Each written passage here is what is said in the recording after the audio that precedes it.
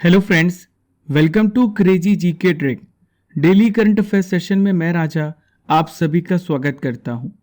दोस्तों, आज है 7 जून 2022 और आज से संबंधित जितनी भी इंपॉर्टेंट करंट अफेयर्स होगी उससे मैं आपके लिए डिस्कस करूंगा। ये करंट अफेयर भारत के किसी भी एग्जाम के लिए इंपॉर्टेंट है, तो फ्रेंड्स पूरे सेशन को बहुत ही ध्यान से और एंजॉय करते हुए सुनिए। पीडीएफ को प्राप्त करने के लिए आप हमारे नीचे दी गई रूट एप्लीकेशन और टेलीग्राम की लिंक दी गई है, आप वहां से पीडीएफ को डाउनलोड कर सकते हैं। दोस्तों, संघर्ष से कभी डरना नहीं चाहिए, क्योंकि ये भी एक कहानी है जो सफल होकर सबको सुनानी है। दोस्तों, जरा सोचिए, यदि आपके जीवन में संघर्ष ही ना हो तो जीवन का क्या मजा आएगा। क्या खाक मजा है जीने में जब आग लगी ना हो सीने में। दोस्तों, बड़ा सोचिए, बड़ी सफलता प्राप्त करने के लिए बड़ा संघर्ष करना पड़ता है। न्यूटन्स का तीसरा नियम यहां भी लगता है। कहते हैं ना, जितना बड़ा आपका संघर्ष होगा जीत भी उतनी बड़ी होगी। देखिए फ्रेंड्स, आज का सबसे पहला इंपॉर्टेंट करंट अफेयर्स आपके सामने रहा। तो प्रश्न ये रहा, फ्रेंच ओपन 2022 में पुरुष एकल का खिताब किसने जीता है। Who has won the men's singles title at the French open 2022। तो दोस्तों, इस खिताब को जीता है किसने? राफेल नडाल ने। किसने जीता है? राफेल नडाल ने। राफेल नडाल किस देश के प्लेयर हैं? तो राफेल नडाल स्पेन के प्लेयर हैं। ठीक है, स्पेन देश के प्लेयर हैं। स्पेन के टेनिस स्टार राफेल नडाल ने करियर का 22वां ग्रैंड स्लैम खिताब जीत लिया है। दोस्तों, फ्रेंच ओपन में इन्होंने किसको हराया? फाइनल में इन्होंने नॉर्वे के कैस्पर रूड को हरा दिया है। राफेल नडाल ने 14वीं बार यानी 14 टाइम्स इन्होंने फ्रेंच ओपन जीता है। राफेल नडाल कितने वर्ष के हैं? तो 36 वर्ष के हैं और सबसे उम्र दराज फ्रेंच ओपन चैंपियन बने हैं। 22 ग्रैंड स्लैम खिताब जीतकर राफेल नडाल दुनिया के सबसे ज्यादा ग्रैंड स्लैम सिंगल्स खिताब जीतने वाले पुरुष खिलाड़ी बने हैं। देखिए, सबसे ऊपर नाम आता है राफेल नडाल का। इसके बाद हम बात करेंगे फेडरर और जोकोविच। इन दोनों के नाम 20-20 ग्रैंड स्लैम खिताब है। राफेल नडाल ने 2022 में एक और ओपन जीता है और यह है ऑस्ट्रेलियन ओपन। आइए एक नज़र डालते हैं कि राफेल नडाल ने कौन कौन से ओपन जीते हैं। देखिए फ्रेंड्स, मैं आपको बताना चाहूँगा, फ्रेंच ओपन 14 बार, यूएस ओपन 4 बार, ऑस्ट्रेलियन ओपन 2 बार और विंबलडन खिताब इन्होंने 2 बार जीते हैं। तो 14 और 4 18, 18 और 2 20, 20 2 22, 22 टोटल ग्रैंड स्लैम खिताब जीते हैं। डियर स्टूडेंट्स, आइए 2022 के फ्रेंच ओपन के विनर्स के नाम भी जान लेते हैं। सबसे पहले बात करेंगे वीमेन सिंगल्स। तो ईगा स्वितेक जो कि पोलैंड के प्लेयर हैं, ये 2022 के फ्रेंच ओपन में विजेता बनी है। वुमेन्स डबल्स में बात करें तो पहला नाम आता है कैरोलिन गार्सिया जो कि फ्रांस देश की हैं। दूसरे क्रिस्टीना मलादिनोविक, ये फ्रांस देश की ये भी हैं। मेंस डबल्स में बात करें तो पहला नाम आता है मार्सेलो एरेवेलो जो कि एल सल्वाडोर देश के हैं। दूसरे हैं फ्रेंड्स जियान जूलियन रोजर, ये नीदरलैंड के प्लेयर हैं।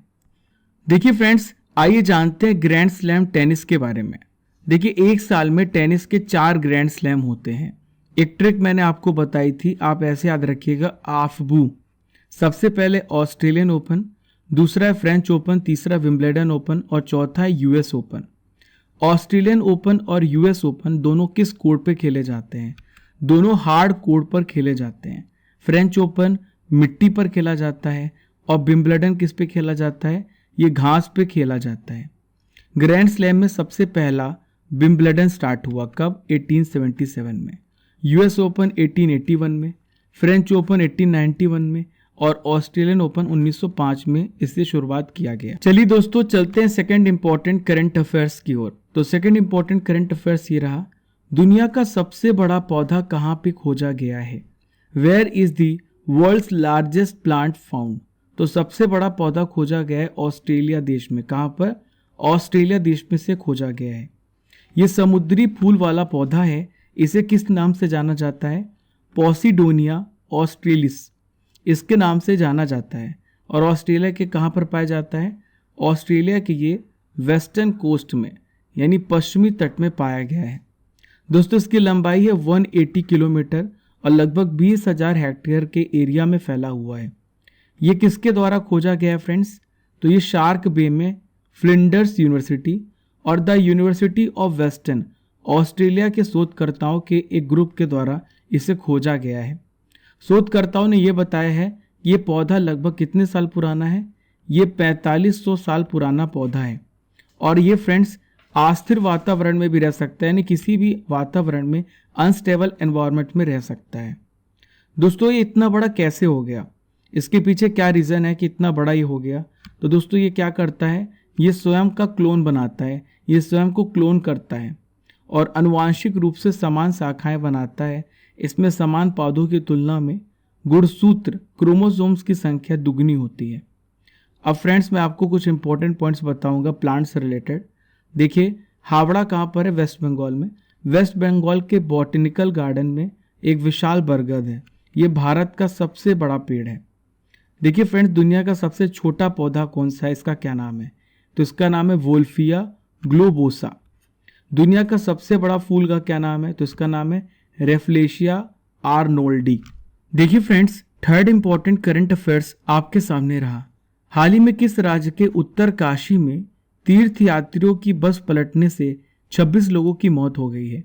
इन which states Uttarkashi 26 people have died after a bus carrying pilgrims ओवरटर्न्ड।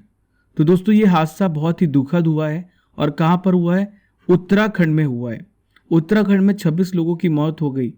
दोस्तों उत्तराखंड के उत्तर काशी में एक जो बस है ये खाई में जाकर के गिर गई है। मध्य प्रदेश के पन्ना जिले के 28 तीर्थ यात्री और ड्राइवर क्लीनर समेत इसमें 30 लोग सवार थे और 30 लोगों में 26 लोगों की मौत हो गई है। सीएम शिवराज सिंह चौहान जो कि मध्य प्रदेश के सीएम हैं, इन्होंने मृतकों के परिवार को 5-5 लाख रुपए की मदद देने की घोषणा की है और जो गंभीर रूप से घायल हैं उन्हें 50,000 रुपए प्रदान किए जाएंगे। देखिए फ्रेंड्स जो इंपॉर्टेंट पॉइंट है आपको जानना, आइए मैं आपको बताता हूँ। तो हिंदू मान्यता के अनुसार 4 धाम जो है 4 दिशाओं में है। उत्तर में है बद्रीनाथ, नॉर्थ में क्या है बद्रीनाथ, एक एक करके सुनिएगा और लिखते भी जाइएगा, ठीक है। दक्षिण में इसके जस्ट अपोजिट में बात करें तो यह Rameswaram.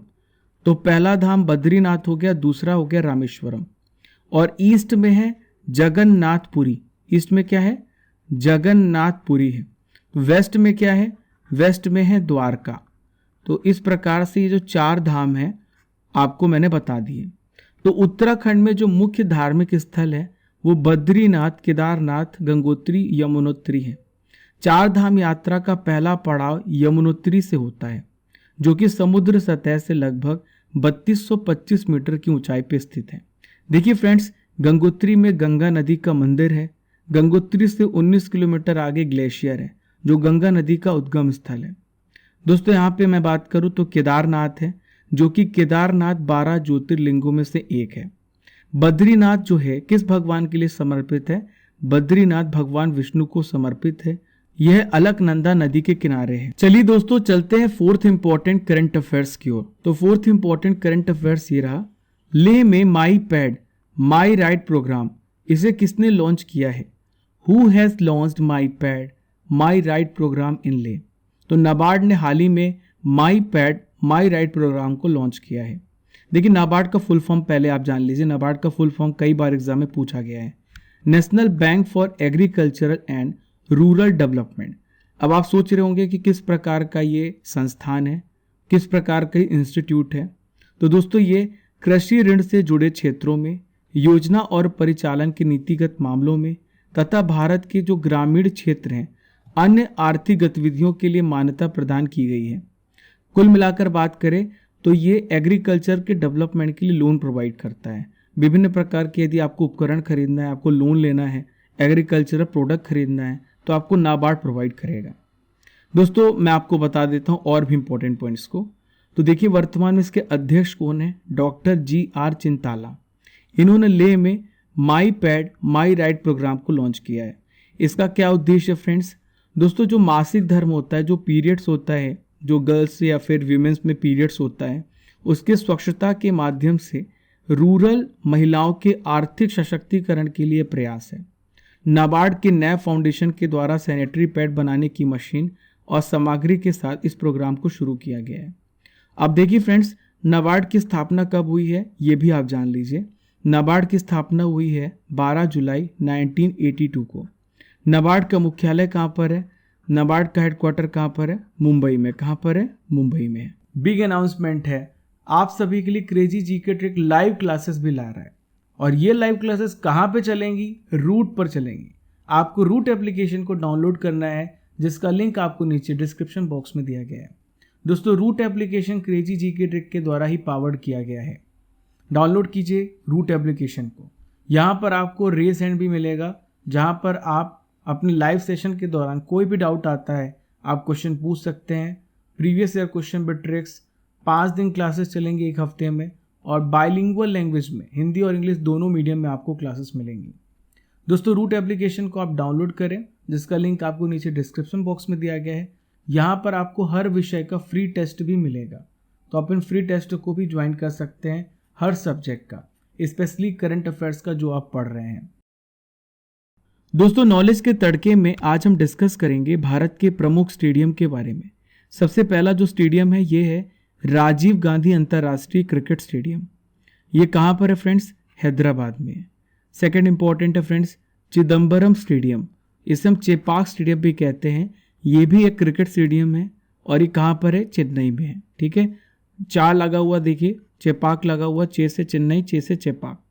Next friends, Arun Jaitley stadium. ये भी क्रिकेट स्टेडियम है। कहाँ पर है? नई दिल्ली में है।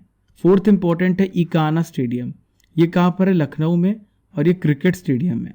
वानखेड़े स्टेडियम, ये क्रिकेट स्टेडियम है, और ये मुंबई में है। सिक्स्थ इंपॉर्टेंट है बुद्ध इंटरनेशनल सर्किट स्टेडियम। ये कहाँ पर है? नोएडा में है, और ये फार्मूला 1 रेस के लिए जाना जाता है।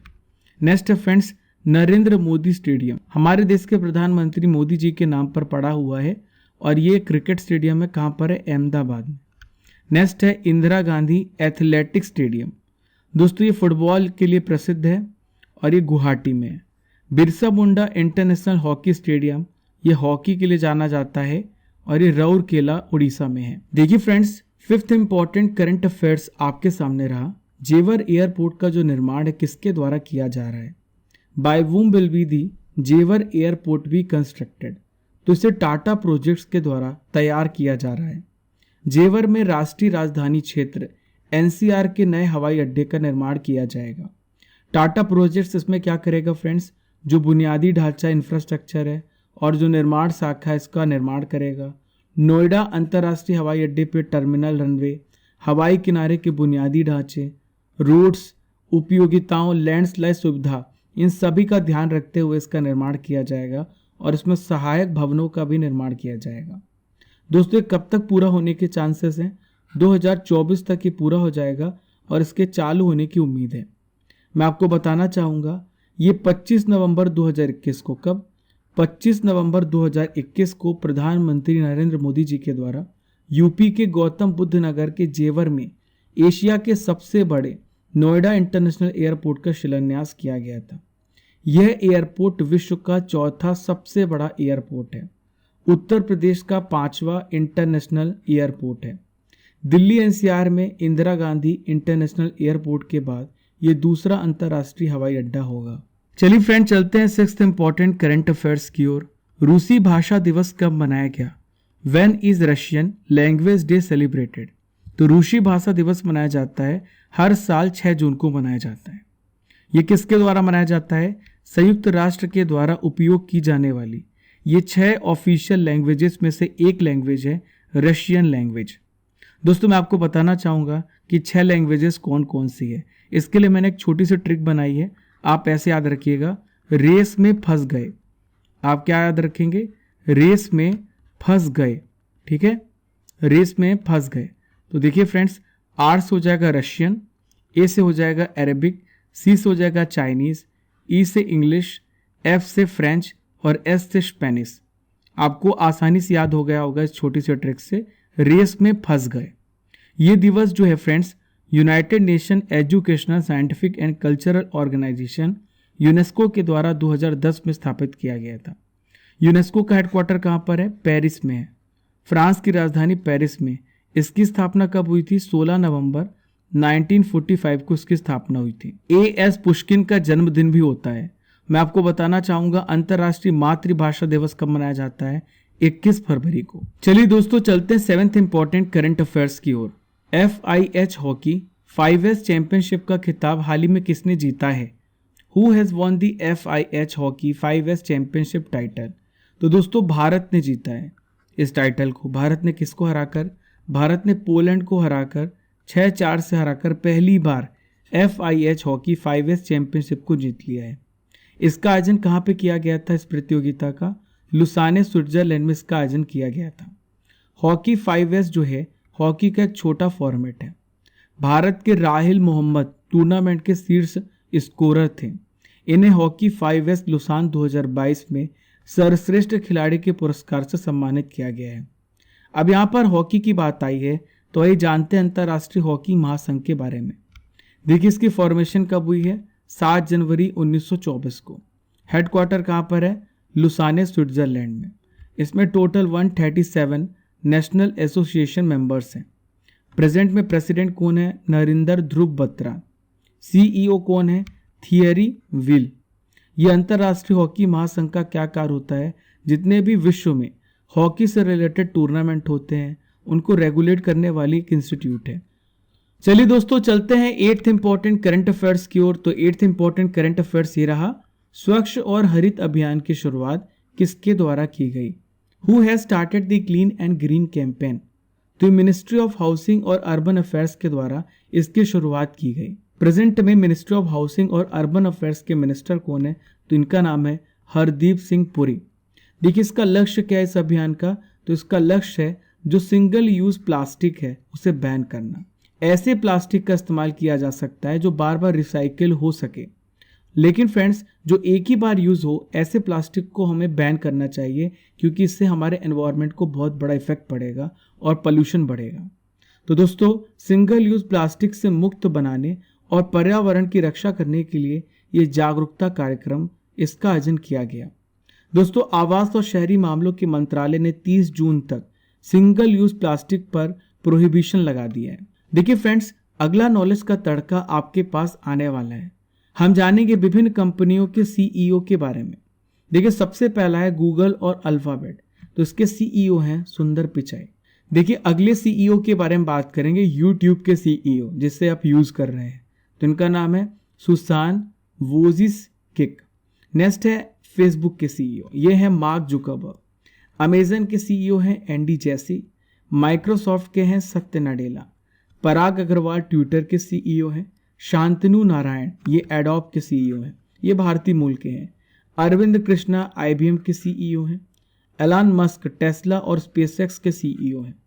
मास्टर कार्ड के CEO हैं अजय पाल सिंह बग। दोस्तों 9th इंपॉर्टेंट करंट अफेयर्स आपके सामने रहा, जम्मू कश्मीर में लोक सेवा आयोग के चेयरमैन हाल ही में कौन नियुक्त किए गए हैं? Who has been appointed as the chairman of public service commission in Jammu and Kashmir?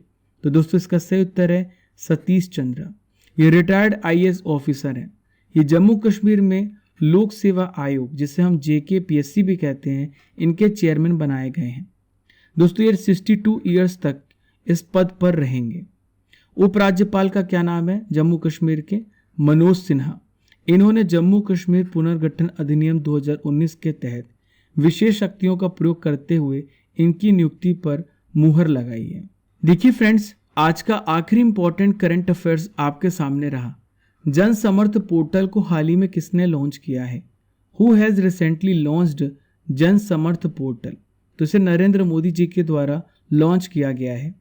दोस्तों अमित शाह कौन है? अमित शाह वर्तमान में देश के गृह मंत्री हैं।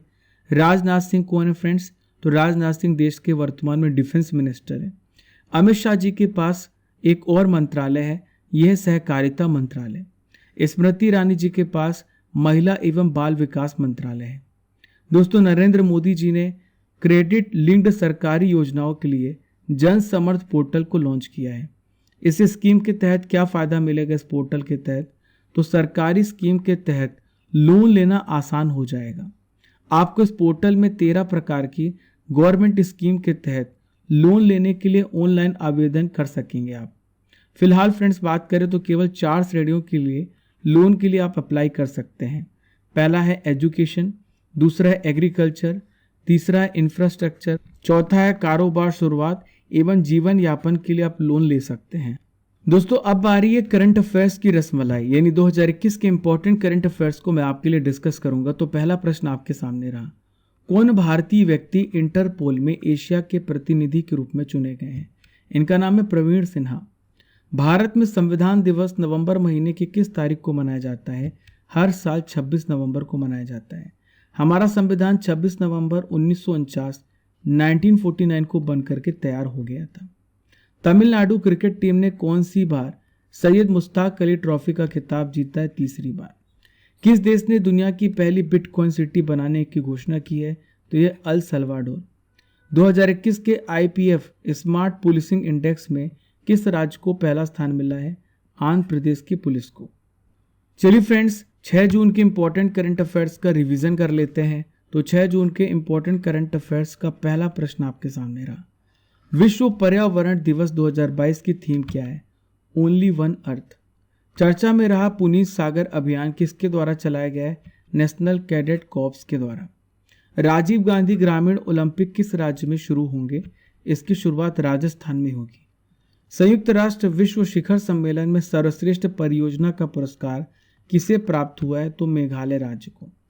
आंचल अभियान किस राज्य के द्वारा शुरू किया गया है? राजस्थान राज्य के द्वारा। आवासीय शिक्षा योजना श्रेष्ठ को हाल ही में किसने लॉन्च किया है? डॉक्टर वीरेंद्र कुमार जी के द्वारा। IIM अहमदाबाद ने कितने राज्यों के लिए कृषि भूमि मूल्य सूचकांक लॉन्च किया है? तो 6 राज्यों के लिए। फेसलेस RTO को हाल ही में किस राज्य के द्वारा लॉन्च किया गया है? महाराष्ट्र राज्य के द्वारा। 2022 स्क्रिप्स नेशनल स्पेलिंग बी में स्पेल ऑफ में खिताब किसने जीता है? हारिनी लोगन ने। 10th इंपॉर्टेंट रिवीजन क्वेश्चन ये रहा, 6 जून, यहाँ पर 6 मई लिखा हुआ है, आप इसे 6 जून करें। सेबी के पूर्णकालिक सदस्य के रूप में कार्यभार किसने संभाला है? तो देखिए फ्रेंड्स, सेबी के पूर्णकालिक सदस्य के रूप में अश्वनी भाटिया ने कार्यभार को संभाला है। मैं आपसे क्वेश्चन करूंगा जिसका आंसर आपको कमेंट बॉक्स पे देना है। तो प्रश्न यह रहा, रोजर फेडरर का संबंध किस देश से है? इसका आंसर आपको कमेंट बॉक्स पे देना है। तो डियर स्टूडेंट्स, ये था 6 जून के इंपॉर्टेंट करंट अफेयर्स का रिवीजन। हमने डेली करंट अफेयर्स में 7 जून के करंट अफेयर्स को भी कवर किया है। इस 15 से 20 मिनट के सेशन में हम लगभग 100 to 150 इंफॉर्मेशन कवर करते हैं। आपका समय बहुत कीमती है, इसे बचा के चलें। यही समय आप किसी और सब्जेक्ट को पढ़ने में लगाएं। फॉलो कीजिए क्रेजी जीके ट्रिक को डिफरेंट सोशल मीडिया प्लेटफॉर्म पर। दोस्तों, हमारे टेलीग्राम पर टेस्ट देना ना भूलें।